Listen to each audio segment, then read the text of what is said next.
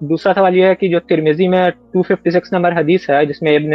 مبارک کا کمنٹ نقل کیا گیا کہ رفع یدین ابن مسعود والا ثابت نہیں ہے، وہ بریلوی لوگ کہتے ہیں کہ وہ ابن مبارک کے جو پرانے اسٹوڈنٹ ہیں وہ یہ والا بات نقل کی ہیں، اور جب سنن نسائی میں یہ حدیث آتی ہے تو اس کے راوی میں ابن مبارک کا نام آتا ہے، جو کہ ان کے بعد کے اسٹوڈنٹ ہیں وہ یہ ٹھیک ہے روایت کرتے ہیں، تو وہ ٹھیک بولتے ہیں کہ انہوں نے رجوع کر لیا تھا۔ ٹھیک ہے انس بھائی مجھے یہ بتائیے ذرا، آپ نے سنن نسائی میں وہ حدیث کی سند پڑھی ہے، اس میں ابن مبارک کا نام لکھا ہوا ہے؟ ایمانداری سے بتانا ہے آپ نے۔ جی اگر میں نے شاید پڑھی ہے، اور ہاں اس میں تھا شاید عبداللہ بن مبارک کا نام تھا۔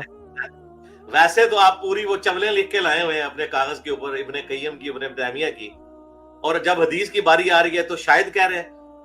میں ویٹ کرتا ہوں، میں آپ کو ٹائم دیتا ہوں، سنن نسائی کھولیں، سنن نسائی میں وہ حدیث نکالیں اور مجھے عبداللہ ابن مبارک کا نام بتائیں ذرا اس حدیث میں۔ اس طرح اچھا تو نا اوکے، ایک بغیر منٹ، ٹکٹ کے ساتھ پڑا کریں، نکالیں، میں اوکے ہولڈ کرتا ہوں، ہاں نکالیں۔ Okay sir, okay sir. ہاں جی بتائیں، اس میں عبداللہ جی ابن مبارک ہے کہیں پہ؟ جی نہیں، یہ والے سند میں تو نہیں ملا۔ اور سند کیا، یہی سند ہے نا سنن نسائی کی، نسائی میں ایک جگہ حدیث آئی ہوئی ہے، یہ کوئی 50 جگہ تو نہیں آئی ہوئی۔ جی مل گیا ہے ایک بسم اللہ الرحمن الرحیم۔ سیدنا عبداللہ ابن مسعود رضی اللہ تعالیٰ عنہ کی ترک رفع الیدین والی حدیث پر مرزا جلمی کی طرف سے جو اعتراضات کیے جاتے ہیں، بحمد اللہ تعالیٰ ہم نے دلائل کے ساتھ اس کے جوابات دیے ہیں، اور ہماری ویڈیوز دیکھ کر سن کر کئی نوجوان مرزا جلمی کے دھوکوں سے بچ گئے، اور اب مرزا جلمی سے جا کے جب سوالات کرتے ہیں تو مرزا جلمی اپنی عدم علم اور اپنی جہالت کی وجہ سے ایسے بونگے قسم کے جوابات دیتا ہے کہ دیکھنے والے ان کو مرزا جلمی پہ ہنسی آتی ہے۔ سیدنا عبداللہ ابن مسعود رضی اللہ تعالیٰ عنہ کی حدیث پر مرزا جلمی یہ اعتراض کرتا ہے کہ ابن مسعود کی حدیث کے بارے میں امام ابو حنیفہ کے شاگرد ابن مبارک وہ کہتے ہیں کہ ابن مسعود کی حدیث یہ ثابت نہیں ہے۔ میں نے بحمد اللہ تعالیٰ دلائل کے ساتھ اس کا جواب دیا، اور غالباً میری ویڈیو کو دیکھ کر ہی ایک نوجوان نے مرزا جلمی سے سوال کیا کہ آپ یہ کہتے ہیں کہ ابن مبارک عبداللہ ابن مسعود رضی اللہ تعالیٰ عنہ کی حدیث کو ثابت نہیں مانتے، جبکہ ابن مبارک تو خود عبداللہ ابن مسعود رضی اللہ تعالیٰ عنہ کی حدیث کو روایت کر رہے ہیں، سنن نسائی کے اندر وہ حدیث سند کے ساتھ موجود ہے۔ تو مرزا جلمی نے سرے سے انکار کر دیا، اور کافی دیر تک اس پر ضد کرتا رہا کہ سنن نسائی سے نکال کر دکھائیں، نکال کر دکھائیں، کہاں لکھا ہے ابن مبارک کا نام، کہاں لکھا سنن نسائی سے؟ اور یہ بھی دعویٰ کیا کہ سنن نسائی میں یہ حدیث صرف ایک ہی مرتبہ امام نسائی لے کے آئے ہیں، تو مجھے نکال کے دکھائیں سنن نسائی کے اندر کہاں ہے ابن مبارک اس حدیث کو روایت کر رہے ہیں، اور ابن مبارک کا نام نکال کے دکھائیں۔ پہلے تو خود مرزا جلمی نے اس کا ریفرنس دیا کہ دیکھیں میں نکال لیتا ہوں، نکال کے کہا کہ یہ دیکھیں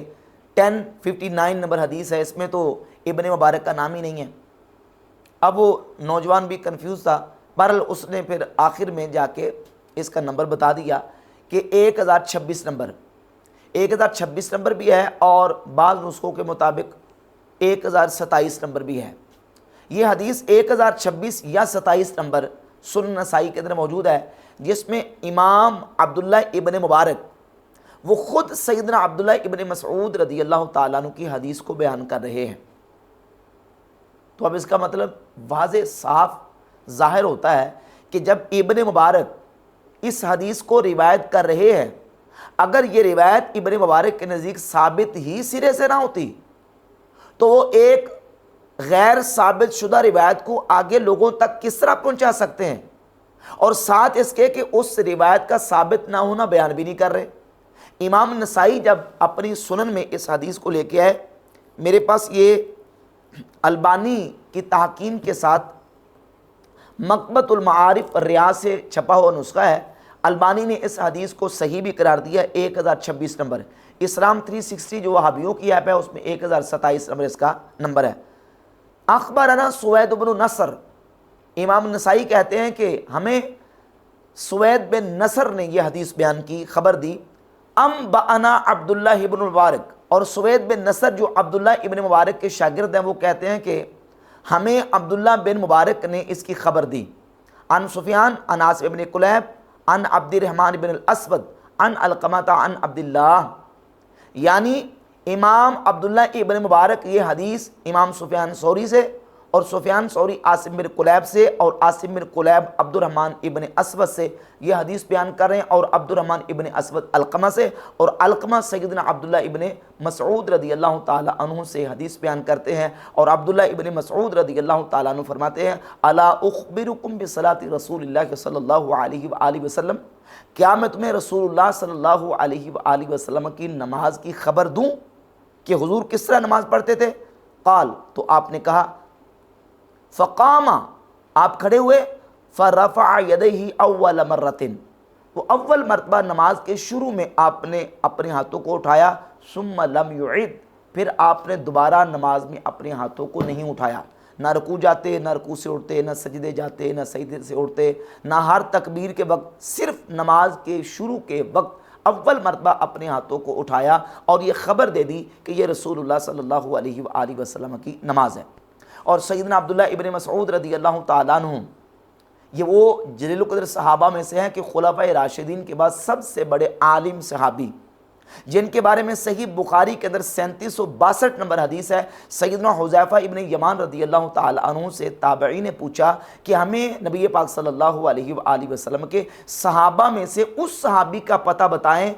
تاکہ ہم ان سے دین کا علم سیکھیں جن کا طور طریقہ رسول اللہ صلی اللہ علیہ وآلہ وسلم کے طور طریقے، حضور کی سنت کے بالکل سب سے زیادہ قریب ہو۔ تو حذیفہ ابن یمان رازدار رسول رضی اللہ تعالیٰ عنہ وہ بیان کرتے ہیں کہ جس کو میں جانتا ہوں صحابہ میں سے وہ عبداللہ ابن مسعود رضی اللہ تعالیٰ عنہ۔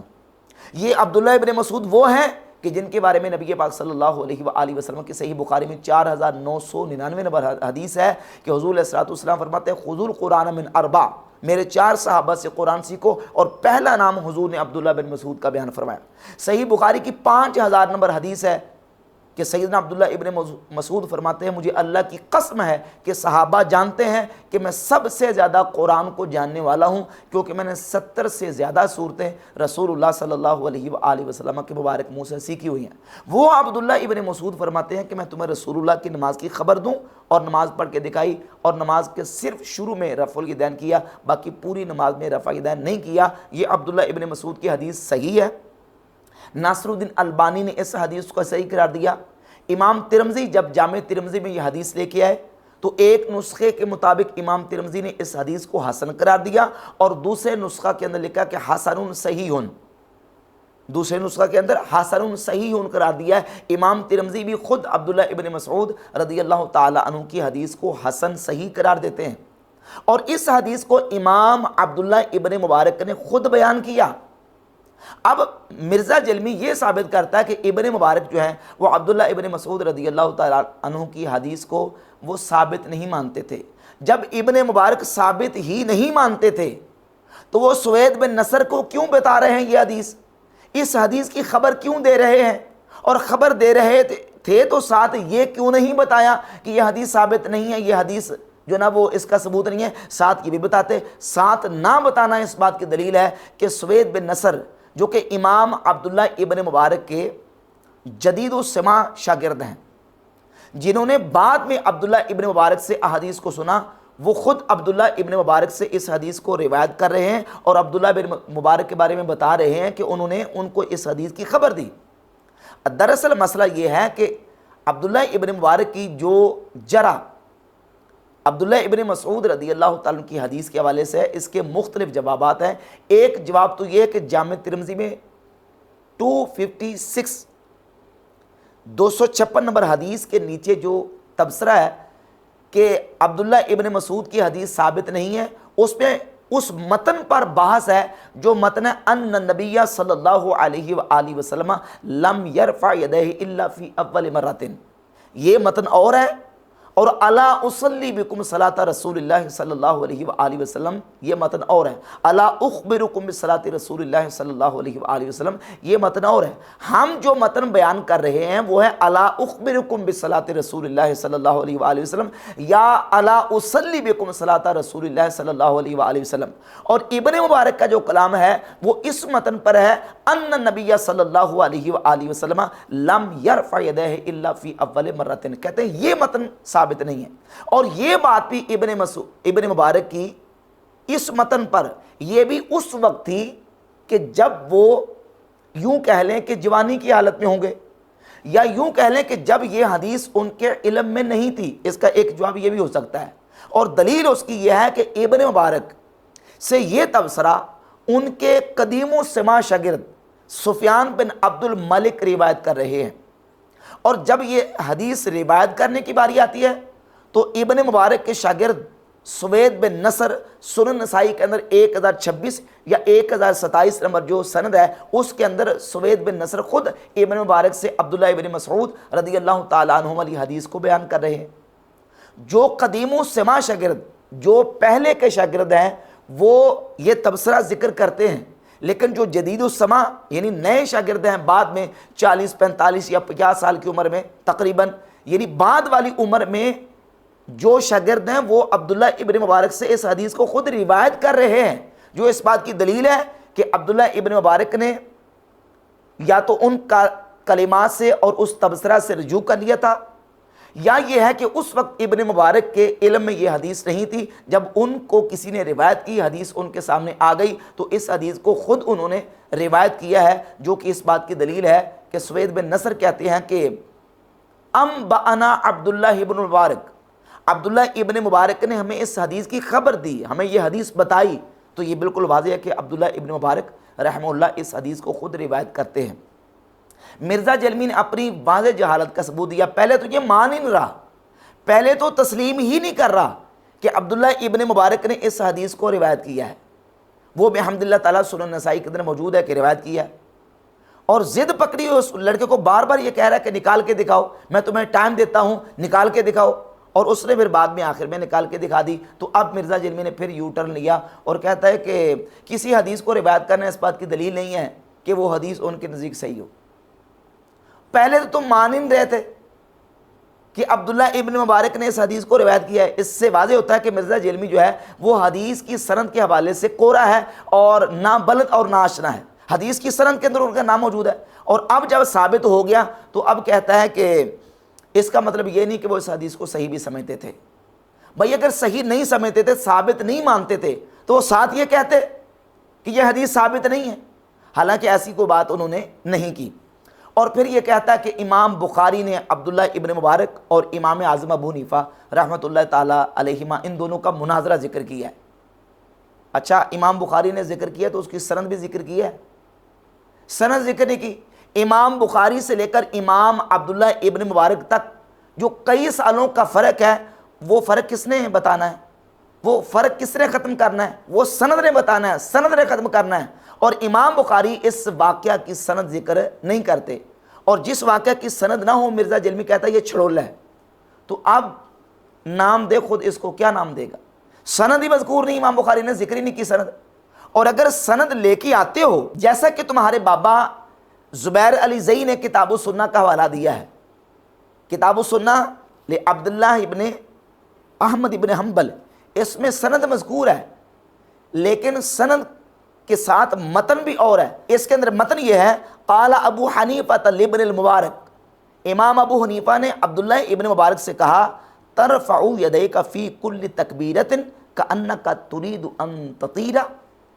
اے ابن مبارک تو ہر تکبیر کے وقت اپنے ہاتھوں کو اٹھاتا ہے گویا کہ تم اڑنے لگے ہو، یعنی جب بھی اللہ اکبر کہتے ہو، ہر اللہ اکبر کے موقع پر اپنے ہاتھوں کو اٹھاتے ہو۔ تو اب سوال یہ پیدا ہوتا ہے کہ کیا مرزا جلمی اور مرزا جلمی کے فالورز ہر اللہ اکبر کے موقع پر اپنے ہاتھوں کو اٹھاتے ہیں؟ ہر تکبیر کے موقع پر رفع یدین کرتے ہیں؟ تو امام ابو حنیفہ نے اگر ابن مبارک کا رد کیا تو اس بات پر کہ وہ ہر اللہ اکبر کہتے وقت ہر تکبیر کے موقع پر کل خفض و رفع فی کل خفض و رفع، ہر اونچ نیچ کے موقع پر اپنے ہاتھوں کو اٹھاتے تھے، تو امام ابو حنیفہ نے اس موقع پر ان کو یہ بات کی۔ امام بخاری تو سند نہیں لے کے، جہاں سند موجود ہے اس میں یہ ہے کہ ابن مبارک ہر ایسے موقع پر کرتے تھے، تو امام اعظم ابو حنیفہ رحمۃ اللہ علیہ نے ان کا رد کیا۔ لیکن اس روایت سے جو کہ سنن نسائی کے اندر 1026 اور بعض نسخوں کے مطابق 1027 موجود ہے، اس سے ثابت ہوتا ہے کہ عبداللہ ابن مبارک نے اپنی اس پہلی جرح اور اپنے اس پہلے تبصرہ سے رجوع کر لیا تھا، اور خود اس بات کی دلیل ہے کہ وہ اس حدیث کو روایت کر رہے ہیں، جو کہ واضح اس پر کرینہ اور ثبوت ہے کہ عبداللہ ابن مبارک اپنے پرانے تبصرے سے رجوع کر چکے تھے۔